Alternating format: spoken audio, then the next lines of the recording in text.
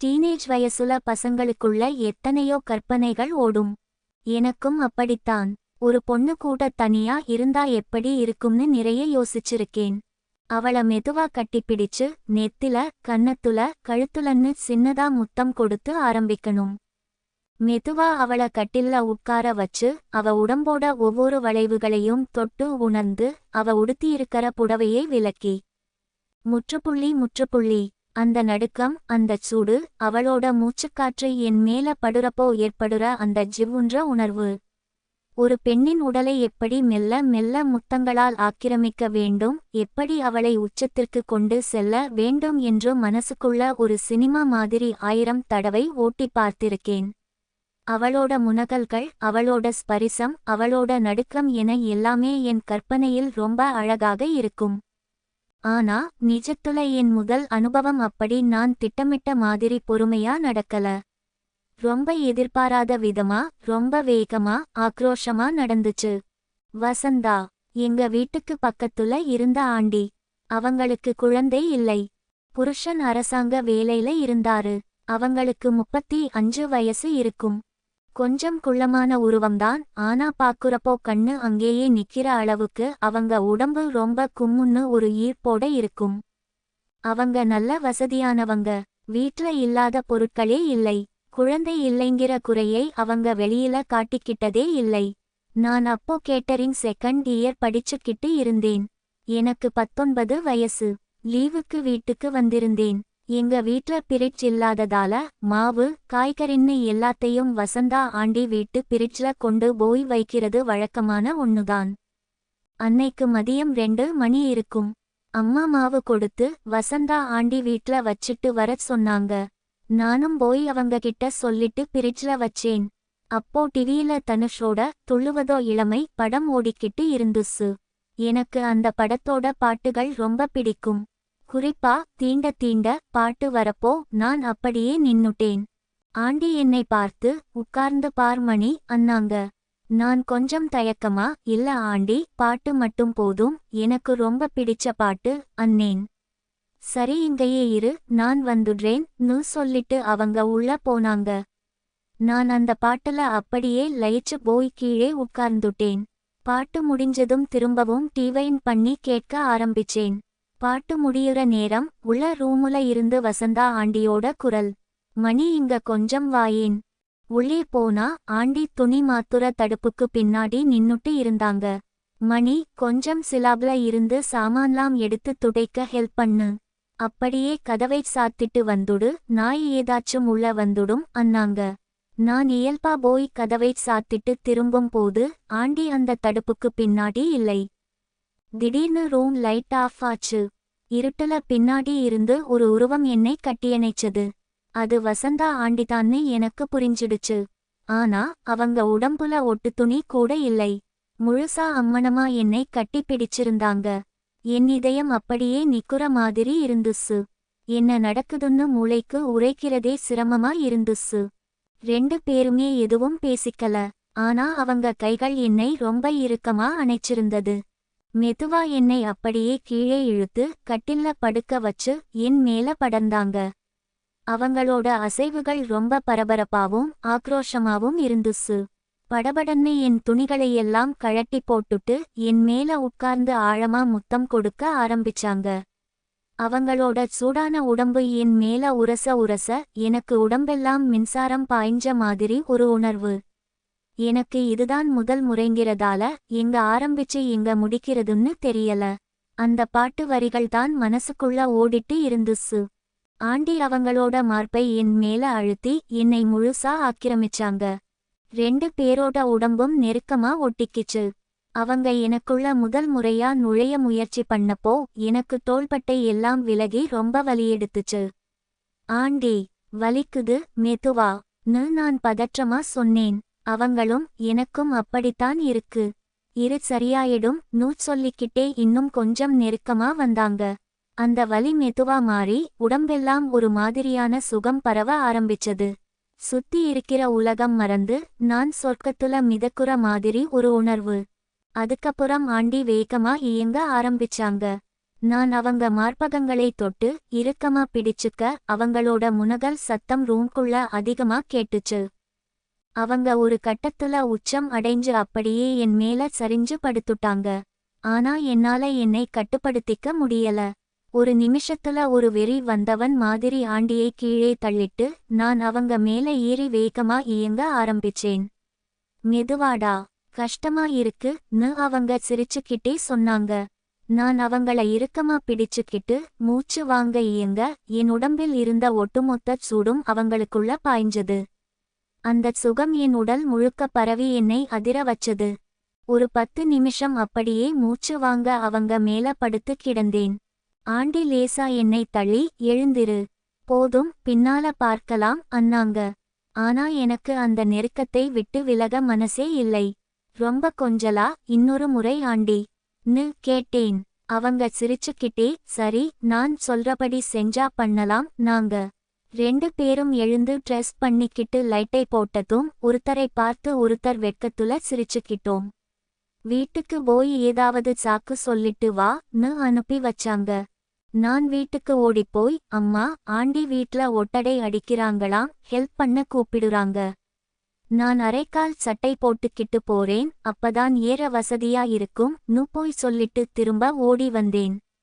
நான் உள்ள நுழையும்போதே ஆண்டி போன்ல யார்கிட்டயோ சீக்கிரம் வந்துடு, மிஸ் பண்ணிடாதன்னு சொல்லிட்டு இருந்தாங்க. என்னை பார்த்து சிரிச்சிட்டு ரூமுக்குள்ள போ, நான் வர்றேன்னு சொன்னாங்க. நான் ரூமுக்குள்ள போய் கற்பனைகள்ல மிதந்துட்டு இருந்தேன். ஆண்டி உள்ள வந்து மணி, இன்னொரு முறை இல்லை, எத்தனை முறை வேணும்னாலும் எடுத்துக்க. ஆனா நான் சொல்றதை செய்யணும் நாங்க. எனக்கு அவ்ளோ சந்தோஷம். நீங்க என்ன சொன்னாலும் செய்றேன் நேன். திடீர்னு காலிங் பெல் அடிச்சது. எனக்கு தூக்கி வாரி போட்டுச்சு. ஒருவேளை அங்கிள் வந்துட்டாரோன்னு பயத்துல வயிறு கலங்கிடுச்சு. ஆண்டி என்னை பார்த்து கண்ணடிச்சிட்டு வெளியில போனாங்க. வெளியே 2 பெண்கள் பேசுற குரல் கேட்டுச்சு. கொஞ்ச நேரத்துல ஆண்டி இன்னொரு பொண்ணை கூட்டிக்கிட்டு உள்ள வந்தாங்க. அவங்க என்னை பார்த்து எல்லாம் சொல்லிட்டீங்களா?ன்னு ஆண்டிகிட்ட கேட்க, அதெல்லாம் பிரச்சனை இல்லை, பையன் நான் சொல்றதை கேட்பான் நாங்க. அப்போதான் எனக்கு புரிஞ்சது, அந்த பொண்ணும் இந்த உறவுக்காகத்தான் வந்திருக்காங்கன்னு. அந்த பொண்ணு பாக்குறதுக்கு நல்ல உயரமா வாட்டச்சாட்டமா இருந்தாங்க. கையில ஒரு பாட்டில்ல தேன் கொண்டு வந்திருந்தாங்க. அவங்க நேரா சமையலறைக்குள்ள போக வசந்தா ஆண்டி என் பக்கத்துல வந்து மணி, நல்லா அனுபவி. ஆனா அந்த ஆண்டி என்ன சொல்றாங்களோ அதன்படி நடந்துக்கன்னு சொன்னாங்க. எனக்கு ஒண்ணுமே புரியல. அந்த பொண்ணு உள்ள வந்ததும் வசந்தா ஆண்டி, மணி இங்க பாரு, நான் இப்போ உனக்கு என்ன பண்றேனோ அதை நீ அவங்களுக்கு பண்ணணும்னு சொன்னாங்க. 2 பேரும் சேர்ந்து என் உடைகளை கலைந்தார்கள். என்னை மெதுவா படுக்க வச்சிட்டு வசந்தா ஆண்டி என் உடம்பில் தேனை தடவி அவங்க இதழ்களால் அதை சுவைக்க ஆரம்பிச்சாங்க. அந்த ஒரு நிமிஷம் என் மூச்சே நின்ன மாதிரி இருந்துச்சு. அடுத்ததா அந்த புது ஆண்டியும் உடைகளை கலைந்துவிட்டு கட்டிலில் படுக்க வசந்தா ஆண்டி அவங்க உடம்பிலும் தேனை ஊத்தினாங்க. மணி, நீ இப்போ இதையெல்லாம் நக்கி குடிக்கணும். செஞ்சதுக்கு அப்புறம் நாம்ப பண்ணலாம் நாங்க. எனக்கு ஒரு மாதிரி தயக்கமாக இருந்தது. ஏன் நீங்க செய்யலாமே?ன்னு நான் கேட்க, அந்த பொண்ணு, ஆண்கள் செஞ்சாதான் சுகம் அதிகம், சீக்கிரம் வா அன்னாங்க. நான் வசந்தா ஆண்டியை நினைச்சுக்கிட்டு மெதுவா அவங்களை நெருங்கினேன். அவங்க முனகிக்கொண்டே என்னை இன்னும் தூண்டினாங்க. நான் மெல்ல மெல்ல அவங்க உடலின் ஒவ்வொரு பகுதியையும் தேனின் இனிப்போடு சேர்த்துச் சுவைக்க ஆரம்பிச்சேன். அவங்க என் தலையை தன் கைகளால் கோதிவிட்டு அழுத்தி பிடிச்சுக்கிட்டாங்க. என்னால அவங்களோட எடையை தாங்க முடியல. முட்டி போட்டுக்கிட்டு அவங்களோட நெருக்கத்தை நான் உணர்ந்து சுவைக்க, கீழே வசந்தா ஆண்டி என்னை ஆழமாக முத்தமிட்டு தீண்டிக் கொண்டிருந்தார்கள். என் நாக்கில் அந்த தேனின் சுவையும் அவளின் ஸ்பரிசமும் கலந்து ஒரு விசித்திரமான, ஆழமான உணர்வை கொடுத்தது. என் உடல் முழுவதும் சுடேறி நானும் அவளும் ஒரே நேரத்துல உச்சம் அடைஞ்சோம். ஒரு பெருமூச்சோட என் சூட்டை நான் வெளிப்படுத்தினேன். வசந்தா பாத்ரூமுக்கு போக அவங்க தோழி என்னை அப்படியே இழுத்து தன் மேல போட்டுக்கிட்டு முத்தம் கொடுத்தாங்க. அவங்க மார்பின் மேல படுத்திருந்தப்போ ஏதோ வாட்டர் பெட் மேல படுத்த மாதிரி அவ்வளோ மெதுமெதுப்பா இருந்துச்சு. கண்ணா, நீதான் இனி எனக்கு எல்லாம்னு அவங்க கொஞ்சினாங்க. பாத்ரூம் போன வசந்தா ஆண்டி சப்போட்டா ஜூஸ் எடுத்துட்டு வந்தாங்க. 3 பேரும் குடிச்சிட்டு கொஞ்சம் ஆஸ்வாசப்படுத்திக்கிட்டோம். நான் அப்பப்போ வசந்தா ஆண்டியையும் அவங்க தோழியையும் நெருக்கமா தொட்டு விளையாடிட்டு இருந்தேன். அந்த பொண்ணு வசந்தாவை இழுத்து ஆழமாக முத்தமிட்டாள். இது மாதிரிதான் எனக்கு வேணும், இன்னைக்கு ஃபுல்லா நான் இங்கதான் சொன்னாங்க. அப்போ வசந்தா என்னை பார்த்து, மணி என்னை கவனி அன்னாங்க. அப்போதான் உரைச்சது அவங்களுக்கு இன்னும் திருப்தி ஆகலைன்னு. ஆனா வசந்தா ஆண்டி, மணி எனக்கு இன்னொரு மாதிரி ஆசை இருக்கு.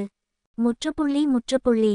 இதுவரைக்கும் நான் அப்படி பின்பக்கமா அனுபவிச்சதில்ல சொல்லி குப்புறப்படுத்திக்கிட்டாங்க. எனக்கு ஓகே தான், ஆனா தயக்கமா இருந்துச்சு. அவங்க தோழிதான் எங்களுக்கு உதவி செஞ்சாங்க. நான் மெதுவா முயற்சி பண்ணப்போ வசந்தா ஆண்டி வலியில துடிச்சாங்க. இல்ல அப்படியே படுன்னு அவங்க தோழி சொல்ல, நான் வசந்தாவின் இடுப்பை இறுக்கமா அணைச்சுக்கிட்டு கீழே படுக்க அவங்க என் மேல படுத்துக்கிட்டாங்க. அவங்க முதுகு என் மார்போடு ஒட்டியிருக்க அந்த தோழி எங்களை கட்டிலோட ஓரத்துக்கு இழுத்துக்கிட்டாங்க. வசந்தா ஆண்டி என் மேல அமர்ந்து மெல்ல மெல்ல இயங்க ஆரம்பிச்சாங்க. அவங்க தோழி வசந்தாவோட உடம்பில மறுபடியும் தேனை ஊற்றி தீண்ட ஆரம்பிச்சாங்க. ஒரு பக்கம் வசந்தா ஆண்டி என் மேல இயங்க, நான் அவங்களோட மார்புகளை இறுக்கமாக பிடிச்சு முத்தமிட அவங்க வலியிலும் சுகத்திலும் முனகினாங்க. என் தோள்பட்டை எல்லாம் வலிக்க ஆரம்பிச்சது. வசந்தா உச்சம் அடைஞ்சதும் அவங்களோட வியர்வையும் சூடும் என் மேல முழுச்சா பரவிச்சு. வசந்தாவும் நானும் சேர்ந்து உச்சம் அடைய நான் அப்படியே சொர்க்கத்துல மிதக்குற மாதிரி உணர்ந்தேன். நான் ரொம்ப களைப்பாகி படுத்து கிடக்க அவங்க 2 பேரும் ஒருத்தருக்கு ஒருத்தர் முத்தம் கொடுத்துக்கிட்டு ரொம்ப நெருக்கமா விளையாட ஆரம்பிச்சாங்க. புத்தகங்கள்ல படிச்சிருக்கேன், பெண்களுக்கு உணர்வுகள் அவ்வளவு சீக்கிரம் அடங்காதுன்னு. அதை அன்னைக்கு என் கண்ணால நேரடியா பார்த்தேன். அவங்க 2 பேரும் ஒட்டி உறவாடுறதை பார்க்கிறப்போ என் உடம்பே சிலிர்த்துச்சு. அப்போ வசந்தாவோட தோழி ஒரு சின்ன வைப்ரேட்டர் கருவியை கொண்டு வந்தாங்க. அதை வச்சு அவங்க 2 பேரும் மாத்தி மாத்தி விளையாடிட்டு இருந்தாங்க. ஆனா என்னால மறுபடியும் உடனே கலந்துக்க முடியல. ஏன்னா ஏற்கனவே 3 தடவை ஆயிடுச்சு, உடம்புல கொஞ்சம் கூட தெம்பு இல்லை. அவங்க 2 பேரும் உச்சம் அடைஞ்சு அப்படியே கட்டிப்பிடிச்சு படுத்துக்கிட்டாங்க. நான் மெதுவா எழுந்து போய் அவங்களோட நெருக்கத்துல மறுபடியும் கலந்துகிட்டேன். திடீர்னு அந்த தோழி அந்த வைப்ரேட்டரை எடுத்துக்கிட்டு என் பக்கம் வந்தாங்க. என்னை திருப்பி படுக்க வச்சு அதை என் உடம்பில் பயன்படுத்த போறதா சொன்னாங்க. எனக்கு எதுக்குன்னு நான் பதற, அவங்க சிரிச்சுக்கிட்டே என்னை சமாதானப்படுத்தி அந்த புதிய அதிர்வை என் உடம்பில் உணர வச்சாங்க. உடம்புக்குள்ள இதுவரைக்கும் நான் உணராத ஒரு புது நரம்பு முறுக்கேறின மாதிரி ஒரு சிலிர்ப்பு. என் உடம்பு தானா சுடேறிச்சு. எடுத்துடவான்னு ஆண்டி கேட்க, இல்ல வேணாம்னு நான் தடுக்குற அளவுக்கு அந்த உணர்வு வித்தியாசமா சுகமா இருந்துச்சு. மணி 6 ஆயிடுச்சு. மறுபடியும் அவங்க தோழி என்னை கூப்பிட்டாங்க. என் உடம்புல அந்த வைப்ரேட்டரின் அதிர்வு ஒரு பக்கம் இருக்க, நான் அவங்களோட உடம்பை இறுக்கமா கட்டிப்பிடிச்சு ஆழமா இயங்க ஆரம்பிச்சேன். அவங்க என்னை சுத்தி தன் கால்களை பின்னிக்கிட்டு முனக, நான் அவங்க மார்புகளை அழுத்தி பிடிச்சுக்கிட்டேன். அதே நேரத்துல வசந்தா ஆண்டி கீழே வந்து அவங்க தோழியோட நெருக்கத்துல மறுபடியும் கலந்துகிட்டாங்க. அந்த அதிர்வும் இவங்களோட ஸ்பரிசமுமா சேர்ந்து என்னை ஒரு பைத்தியம் மாதிரி ஆக்கிடுச்சு. 2 பேரோட தோள்களையும் இறுக்கமா பிடிச்சுக்கிட்டு என் மொத்த உசுரும் அடங்குற மாதிரி கடைசியா ஒரு தடவை உச்சம் அடைஞ்சேன். 7 மணிக்கு அங்கிள் வந்துடுவாருங்குற பதற்றம் வரத் தொடங்குனதும் மூவருமே அந்த உலகத்துல இருந்து மெதுவா வெளியே வந்தோம். அவசரமாக ஆடைகளை அணிந்து கொண்டு ஒரு நீண்ட ஆழமான முத்தத்தோட அந்த இனிமையான நொடிகளை மனசுல சுமந்துகிட்டு கலைஞ்சோம். ரூம் முழுக்க வியர்வையோடவும் தேனோடவும் கலந்த அந்த ரகசிய வாசம் அப்படியே தங்கியிருந்துச்சு.